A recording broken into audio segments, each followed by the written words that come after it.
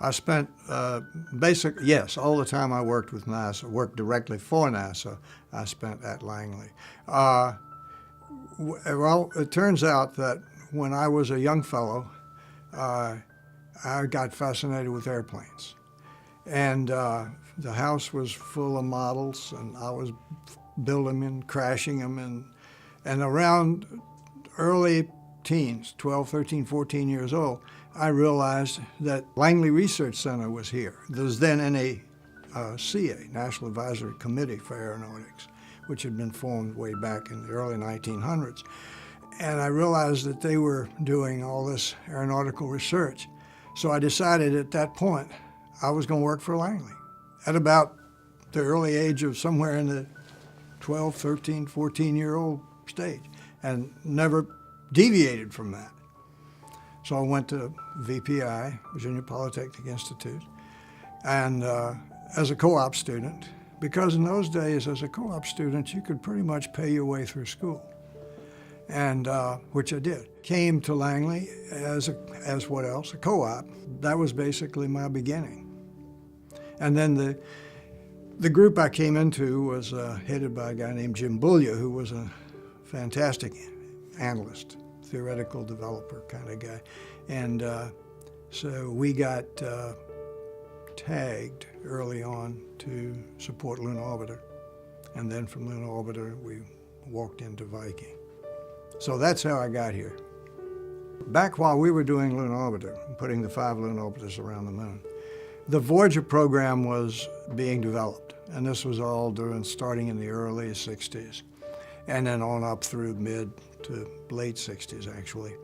And as the program was being developed, the cost kept growing. And the cost grew to such an extent that finally, somewhere around 67, I think it was, headquarters just pulled the plug on Voyager. They stopped it. They stopped the funding. And so at this point, different centers, Langley being one of the major ones, began to look at other ways of going to Mars and putting a lander on Mars. The original purpose of Voyager was for that, to put a lander on Mars. Finally, the decision was made that Langley would manage the Viking program, that JPL would provide the orbiter, because they had all this orbiter experience from their early Mariner days, which was an earlier orbiter that went around Mars. And Cleveland, Lewis Research Center, now Glenn, would take the responsibility for the launch vehicle. And then we put out a contract, and the Martin Company came in and won the contract as the mission integrator, integrating the orbiter and lander and the launch vehicle, and also building the lander. So that's kind of how, in a nutshell, how Viking came to be. I came over as the trajectory design manager, and under the overall mission design manager, who was Norm Crable.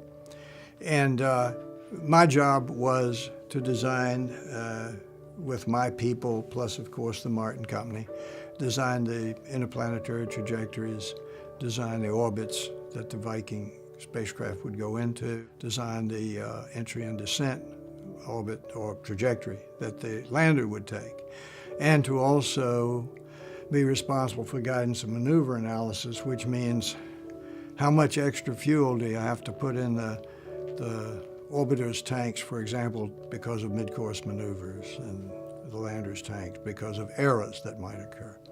So that was basically my job. The design of a trajectory in itself is not a difficult one. The thing that made the whole thing interesting was we had a whole bunch of scientists over here on the other side that were trying to determine what kind of mission we wanted to fly.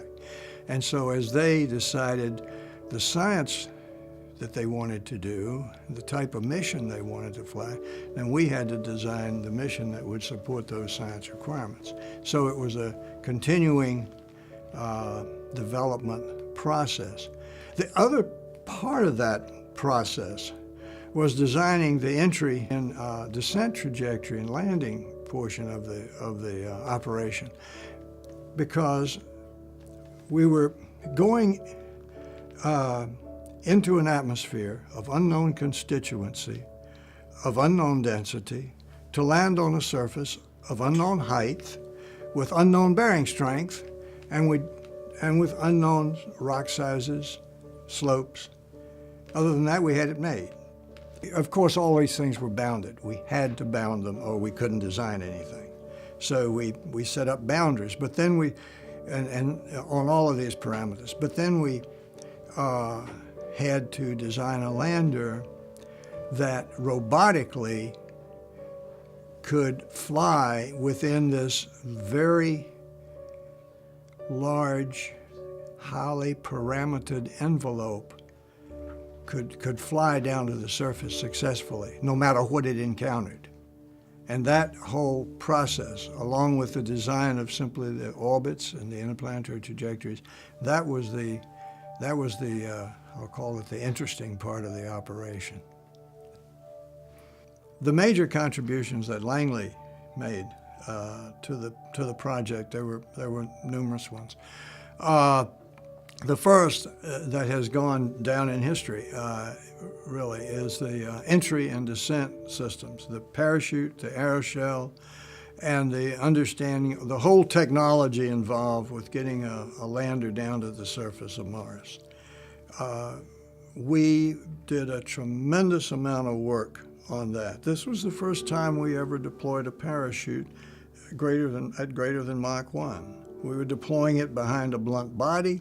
We were deploying it in an atmosphere, the constituents of which we did not know. All of this obviously had to work. And we developed a huge set of information and developed a huge amount of technology in that area. And that technology has been used by every lander that has gone down to the surface of Mars since. They did modify it, I'm sure, as necessary to fit their circumstances. But basically, we wrote the initial textbooks, and we had to do all of the associated research in order to write those textbooks necessary to make that happen. So that's one huge thing that has come out. There were all kinds of challenges on Viking. The life detection experiments. There were 3 life detection experiments which detected life by various means. And then there was a molecular analysis experiment, the gas chromatograph mass spectrometer, that would look for organic materials. So there were basically 4 major instruments there.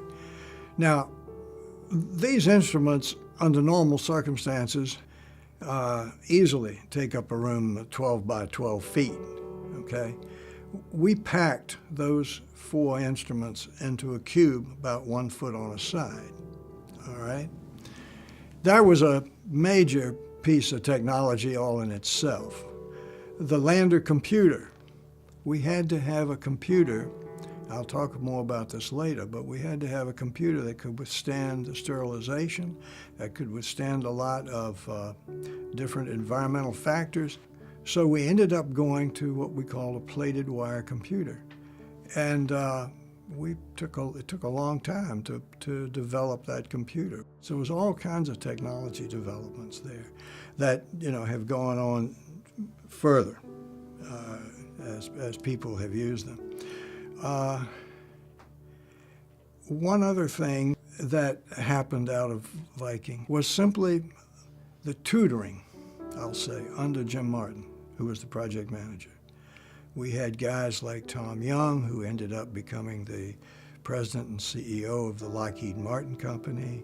We had guys that went to different centers as directors of the centers, as associate administrators for science and so forth at NASA headquarters. We had a lot of people that really, under the tutoring of Jim Martin, I'll say, developed their own management skills in very significant ways. So Langley had a lot of, I'll say, legacy in those areas. I think the most important Langley achievement of the Viking program was really the overall management and cohesiveness of the team. Without that, we wouldn't have done it. This was brought home to me. I've had other people talk to me and talk about the cohesiveness of the Viking team, and they've seen lots of teams. And they say, we've never seen this before or since. Everybody was focused on success. Nobody held stuff back. Jim required total honesty. I saw a guy in the early days give a spin to some information in a project manager's meeting. He wasn't there at the end of the day. Message delivered. You don't do that. We were just all completely focused on getting that lander on the surface. Then there was a lot of technology that came out. There was that we've talked about the lander, the entry and landing trajectory, and systems that were developed. But I think Langley's real achievement was the overall management and cohesiveness of the team. On Viking, we had a very large and powerful, I'll say, science board. We had Nobel laureates. We had like Josh Lederberg. We had guys that were more well-known, like Carl Sagan. And we listened very intently to these science guys. Josh Lederberg, I think it was, had been concerned about making sure that we did not contaminate Mars. And we had an international agreement that we would not contaminate Mars with, we'd have lower than some probability that we would contaminate Mars. And so that was very clear to us. Now, the question was, how do you meet that requirement? Okay. We looked at all kinds of different ways of sterilizing the lander. And we finally came up with the conclusion that we would cook it. So the lander was designed with what we called a bioshield cap, which was a big dome-like structure that held half the lander and was connected to the orbiter, and then a bioshield base, which then went on which formed the second half of a clamshell type operation that encapsulated the lander. Once we had done all the testing of the lander at the Cape, we felt the lander was in good shape, and we encapsulated them. Then we cooked them at about 120 degrees centigrade for more than a week, so I want to say 10 days. But that method of sterilization did a lot to design the electronics. And take some of your electronics today and throw it in the oven and cook it at 120 degrees C for a little over a week and pull it out and see if it works. Well, we had to do that with 1960s technology, late 60s.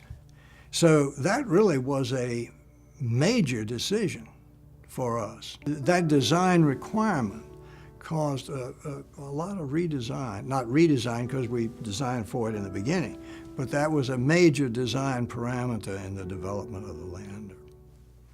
The most stressful memory that I have on Viking, or the most stressful time, was when our launch date was changed from 1973 to 1975. It was early in the mission development. I think it was back in late 1968, maybe early 69. Congress essentially slipped our funding. And so that meant we slipped the launch from 1973 to 1975. So my reaction when I heard that we had slipped was, oh, wonderful. Now we can do it right. We got 2 more years. And we were working at that time 10, 12 hours a day, 6 to 7 days a week, and we were back at the early portion of the project. So we weren't at the portion of the project where you find out things don't work, the test failed, and now you're working 10, 15 hours a day, 7 days a week. We weren't there. We were up at the front end, and we were doing that. So my reaction prior to the slip was, what are we going to do when we get down to the tough part? Well, my euphoria lasted about 14 minutes because immediately Jim called us in, called Norah, myself, and I think Bob Tolson into his office. He says, you know that we've been slipped. We said, yep, we know that. He said, you know that I put a stop work order on the Martin Company because the requirements are no longer valid because of the launch change. I put a stop work on the Martin Company. He said, yeah, we know that. He said, I put a stop work on JPL. I said, we know that. And they're waiting on you guys to get the new set of requirements. We said, yep, we know that. And he says, how long will it take you?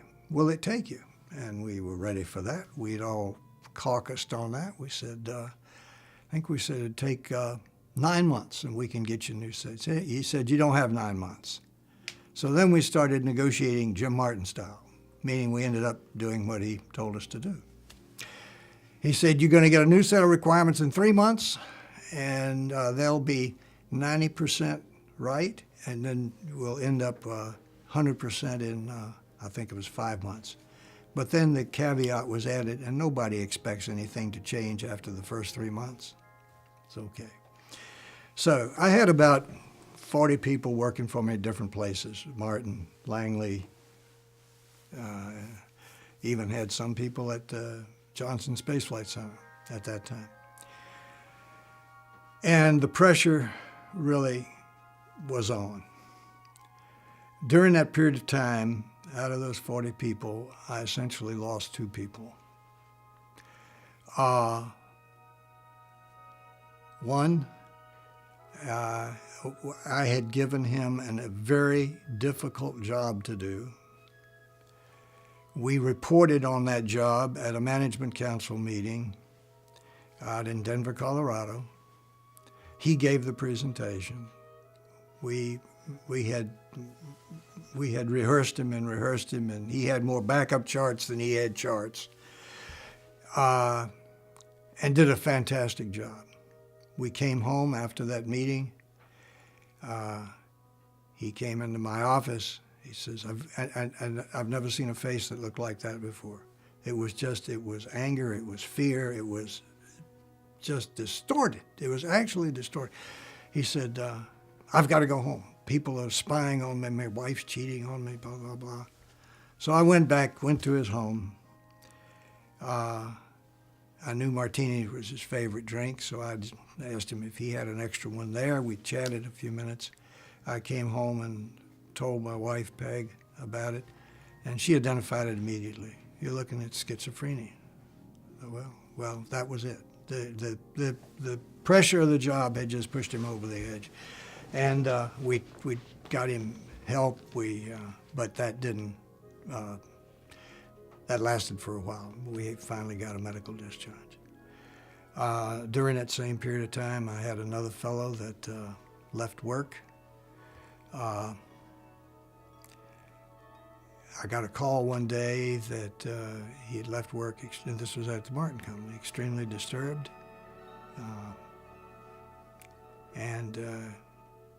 He went into, I got him help with his wife. We got him in the hospital. He came back out.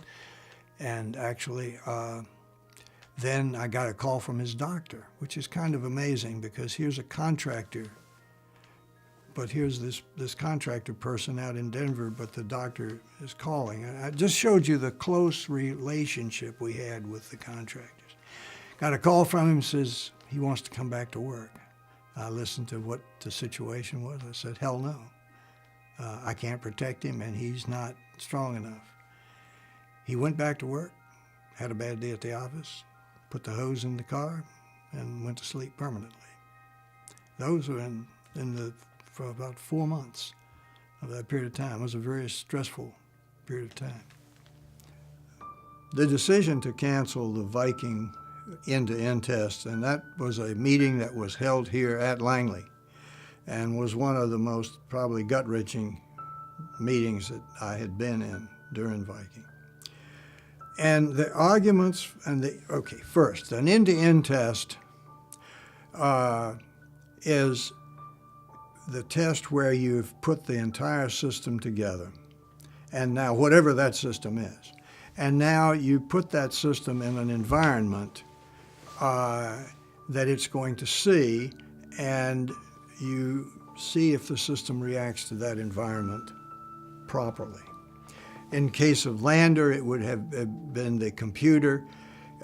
You want to see if the input can come into the computer properly, and then if the computer operates on it properly. So this was the end-to-end test. The end-to-end test of any system comes at the point in time, obviously, near the end of the project, because you don't have a system until then. Time is running out, money is running out, and there's always the argument that says, by all the subsystem managers, look, I've tested my subsystem, I know it will function properly, I've tested the inputs and outputs of my subsystem, I know they're proper with the interfaces with the other subsystems. So I have tested the various portions of this system to the maximum extent possible. The other argument is you never can simulate exactly what the entire system is going to see. So your end-to-end test is always a 90% test, maybe, of what your system will see and how it will react. The other side of that coin is, and this is Tabak, who was the chief engineer for Viking, had a mantra: one test is worth 1,000 opinions. And frankly, that was one of the major reasons for Viking's success. The prior success of Lunar Orbiter, his was on both of those as chief engineer, and he enforced that. And he wanted to enforce that this time. And that was the only time in any of the meetings that I saw lay his body across the track and Jim ran over him. Jim decided we would not do the end-to-end test. And those guys had been hand in glove for 7 years of Viking development. And we decided not to do the end-to-end test. And we ended up making the statement that we will do the end-to-end test on Mars when we're actually flying in. That's where it will occur. Of course, if it occurred there and something was wrong, you're in deep trouble, but that was our statement. I guess the funniest or the neat, I'll say this is one of the neatest moments. In order to describe this, I've got to take you to the Space Flight Operations Facility at JPL. And we are in final preparation to do the final checkout. We're doing the final checkout with the lander. Now remember, once the go command is given to the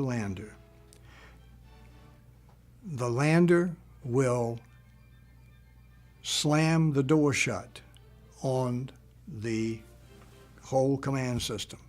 At that point, nobody can talk to the lander. You can't give it the command and then say, whoops, what I meant was, no. Once that command is given, that lander is totally autonomous and it's not going to talk to anybody. It's going to tell you what it's doing, but it won't receive any input. So we were going through the final checkout of the lander. The lander lead was listening to all the subsystems report in that various things had passed all tests, everything was go. Jim Martin, of course, was listening to this whole operation. And in the middle of this, the red phone rings. Now, Jim is in a console in a glass room about 12 by 12, and his communications equipment is distributed all around the room.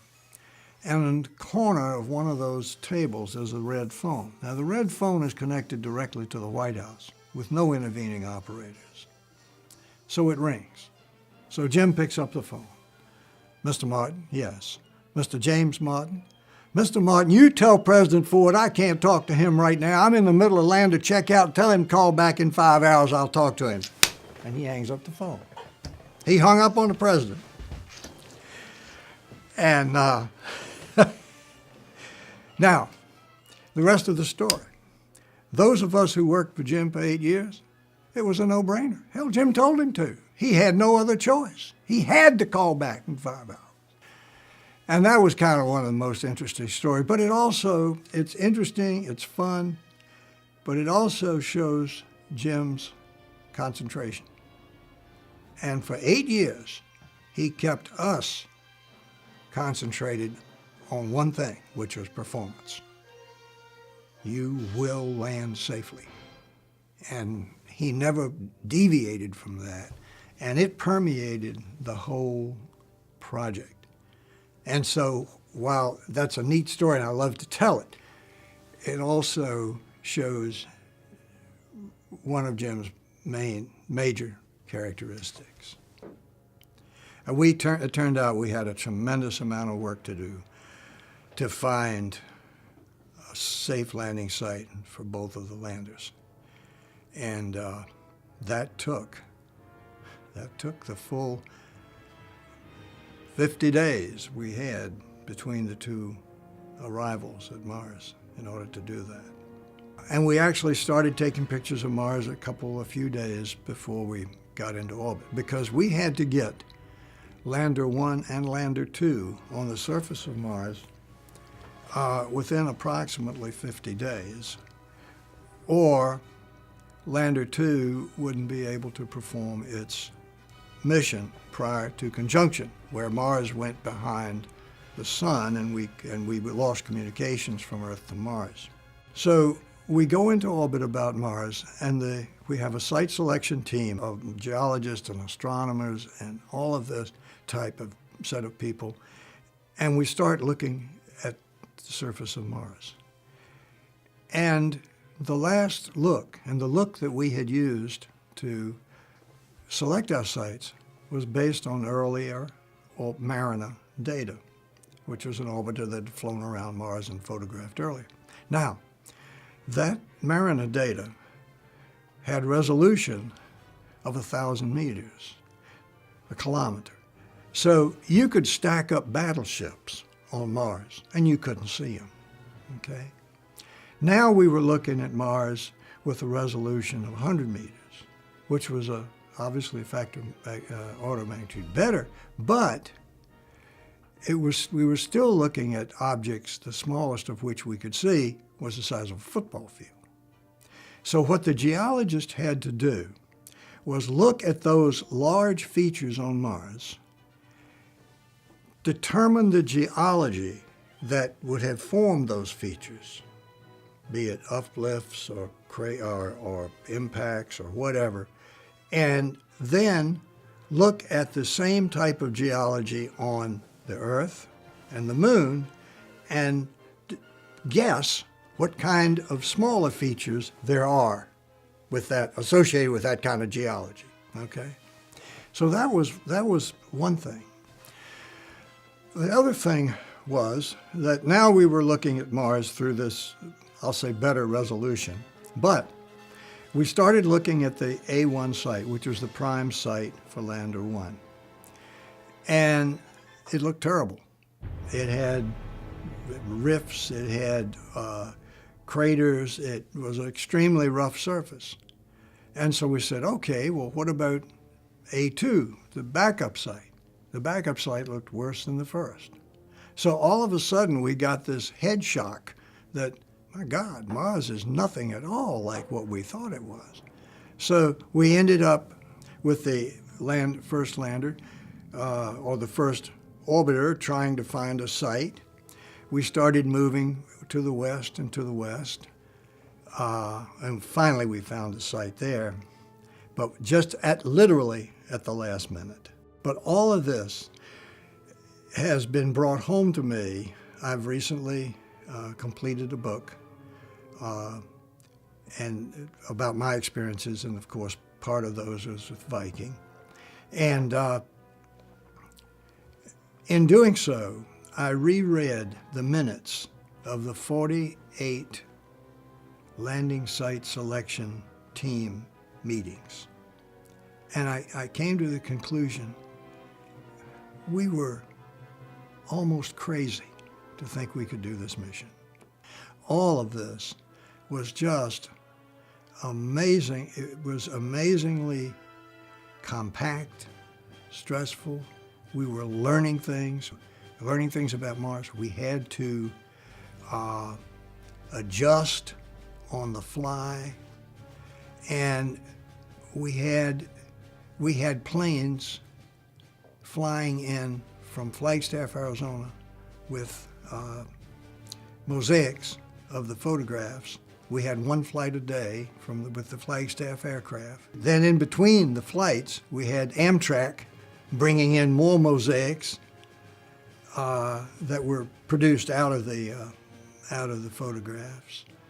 The whole team was working 10, 12, 15 hours a day. The site selection team, the operations team was just near exhaustion by the time we got the second lander on the surface, because they had been operating with carrying three or four different options depending on which way we went to look at what site.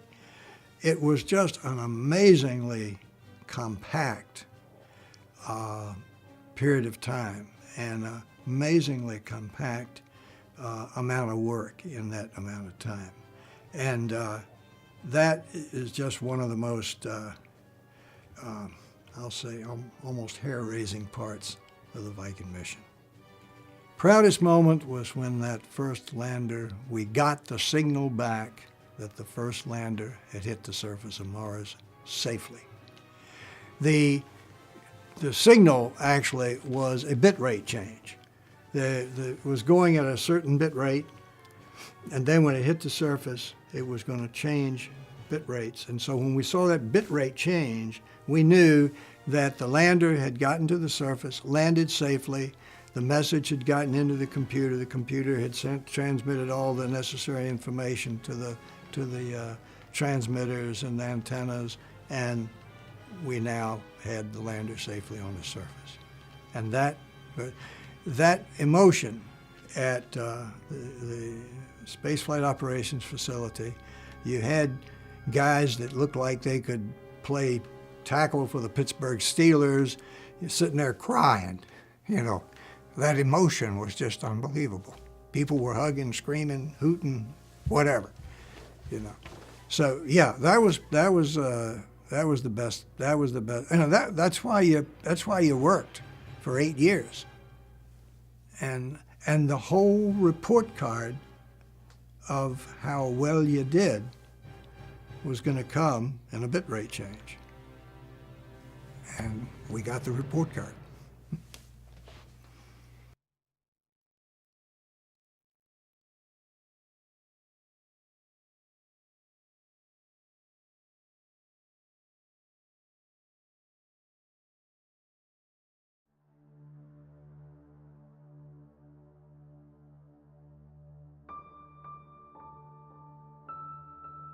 I spent yes, all the time I worked with NASA, worked directly for NASA, I spent at Langley.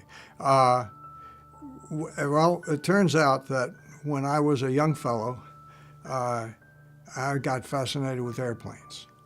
And the house was full of models, and I was building them and crashing them. And around early teens, 12, 13, 14 years old, I realized that Langley Research Center was here. There was then NACA, National Advisory Committee for Aeronautics, which had been formed way back in the early 1900s. And I realized that they were doing all this aeronautical research. So I decided at that point I was going to work for Langley at about the early age of somewhere in the 12, 13, 14-year-old stage, and never deviated from that. So I went to VPI, Virginia Polytechnic Institute, and as a co-op student, because in those days as a co-op student you could pretty much pay your way through school, and which I did. Came to Langley as what else? A co-op. That was basically my beginning. And then the group I came into was headed by a guy named Jim Bullia, who was a fantastic analyst, theoretical developer kind of guy. And so we got tagged early on to support Lunar Orbiter. I came over as the trajectory design manager and under the overall mission design manager, who was Norm Crable. And my job was to design with my people, plus of course the Martin Company, design the interplanetary trajectories, design the orbits that the Viking spacecraft would go into, design the entry and descent orbit or trajectory that the lander would take, and to also be responsible for guidance and maneuver analysis, which means how much extra fuel do you have to put in the orbiter's tanks, for example, because of mid-course maneuvers, and the lander's tanks because of errors that might occur. So that was basically my job. They had other ways of going to Mars and putting a lander on Mars. The original purpose of Voyager was for that, to put a lander on Mars. Finally, the decision was made that Langley would manage the Viking program, that JPL would provide the orbiter, because they had all this orbiter experience from their early Mariner days, which was an earlier orbiter that went around Mars. And Cleveland, Lewis Research Center, now Glenn, would take the responsibility for the launch vehicle. And then we put out a contract, and the Martin Company came in and won the contract as the mission integrator, integrating the orbiter and lander and the launch vehicle, and also building the lander. So that's kind of how, in a nutshell, how Viking came to be. And then from Lunar Orbiter, we walked into Viking. So that's how I got here.